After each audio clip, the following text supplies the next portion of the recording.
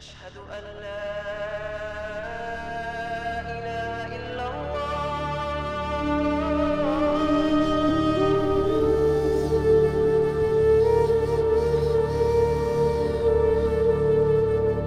أشهد أن لا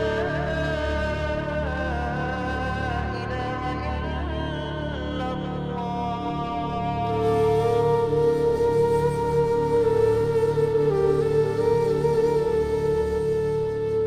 We'd waited 363 days. Well, we hadn't exactly waited the whole time. We worked, we sweated, we bled, we survived, I guess. It was time to go. All 200 plus of us were lined up in neat little army rows, army columns, perfect grids in that imperfect place. With everything around you in piles of dust and rubble, you can't help but ask yourself what the point of lining anything up really is. But that's our way. The night air was fresher than usual, cleaner. Only the twin blades of that iron beast disturbed the night breeze.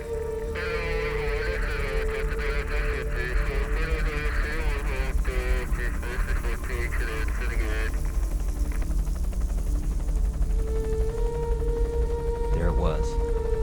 CH-47 Chinook, a fleet of them. Our ticket out of there. We picked up the gear that we'd stacked into dusty piles. 2 duffels, a ruck, a salt pack, vest, helmet, gas mask, rifle. 160 pounds of shit. Pick it up, strap it on, get on the bird. There were 32 seats per chopper. Our file of 32 took our 160 pounds of shit and loaded it in. The plan? Pile the bags in the middle, the army way, and put your ass in a seat. Simple. So, like any simple army task, we fucked it up.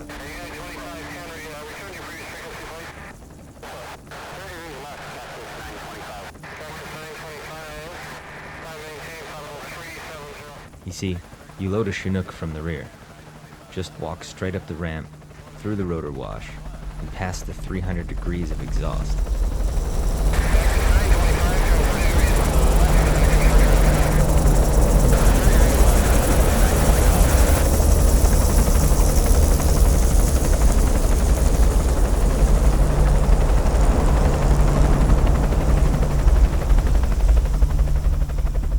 The first 20 troops breezed right through it, not stopping long enough to give a damn. By the time I got to the ramp, the line had stopped moving. The first 20 were in there, piling bags, holding up the last 12. I was 22nd, 10 men to my 6 slugging gear and enjoying the breeze. Me and 21 were standing right there in the wash. All 300 degrees of it.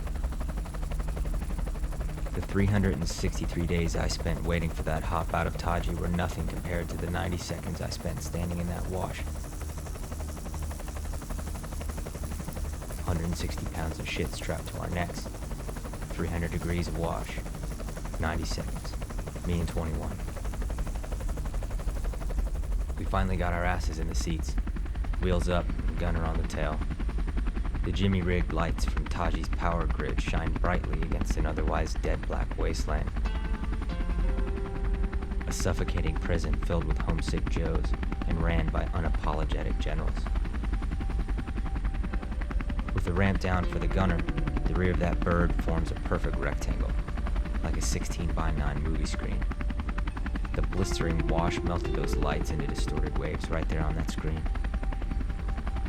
It was like looking through a window and watching everything I'd spent a year hating dissolve into oblivion.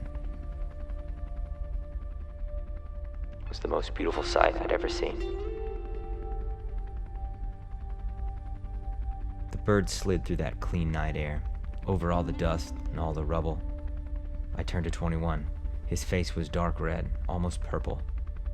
He had his head back, an unlit Marlboro hanging from his lip. His eyebrows were gone. So were mine. He passed me a cigarette. I put my head back, closed my eyes, and listened to the sound of those blades carry us home.